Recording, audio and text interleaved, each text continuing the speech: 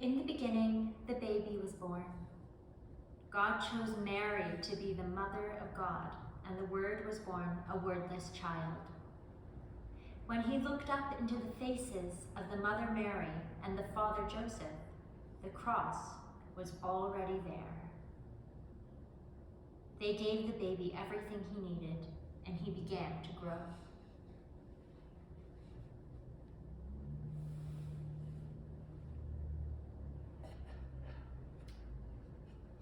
When he was 12 years old, he went with the mother Mary and the father Joseph from their village of Nazareth to the great city of Jerusalem to keep one of the high holy days. After the celebration, on the way home, Mary and Joseph suddenly realized that Jesus was not there. They went back to the great city of Jerusalem and looked for 3 days and 3 nights. Finally, they found him in the temple, talking to the priests. When he spoke, they listened because he knew so much. When they spoke, he listened because he wanted to know more. Mary and Joseph asked Jesus, "Why did you do this?" Jesus said something very strange. "Didn't you know I would be in my Father's house?" Mary and Joseph did not understand. Their home was in Nazareth, where Joseph's carpenter shop was. They did not understand, but they did not forget.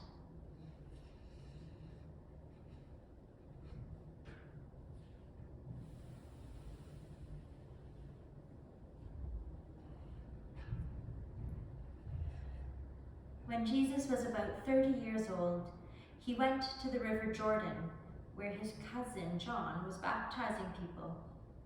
He waded into the water and said, "Baptize me." John looked at Jesus as if for the first time. Now he saw who he really was.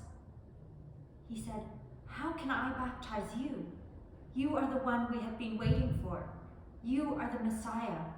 You must baptize me." Jesus said, "No.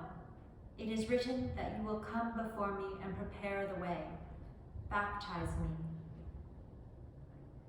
John lowered Jesus into the darkness and chaos of the water, and then raised him back up into the light.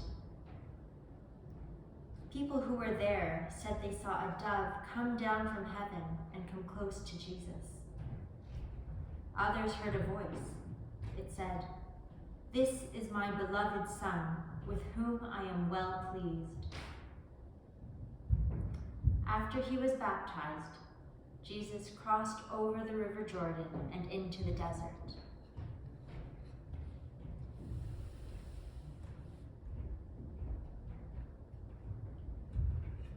Jesus stayed in the desert for 40 days and 40 nights, so he could learn more about who he was and what his work was going to be. There was very little to eat or drink in the desert. One day he heard a voice. It said, "Why don't you turn that stone over there into bread and have something to eat?" Jesus said, "No. In order to be a real human being, we need more than just bread to eat."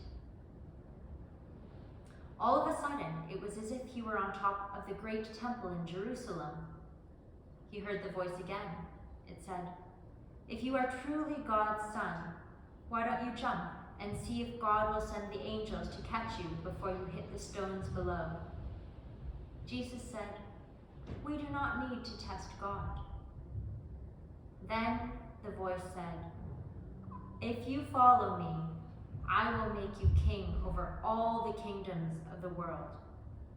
Jesus said, "No. I will be a king, but not that kind of king."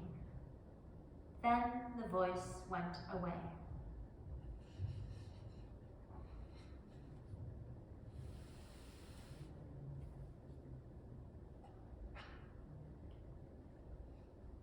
Jesus crossed back over the river Jordan and began to do his work.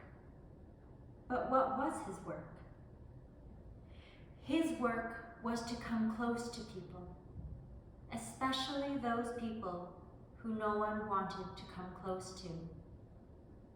See, Jesus has come close to this blind man.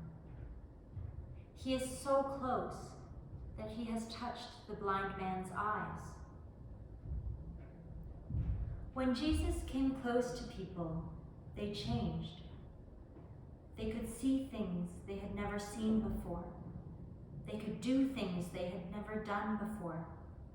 They became well. Jesus also told parables. Finally, he knew that he had to become a parable, so he turned toward Jerusalem for the last time.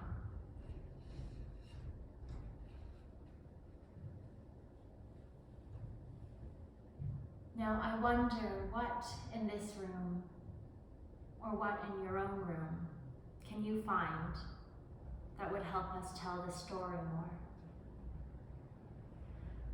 Perhaps there's an object that you could put beside one of these pictures to help tell the story more.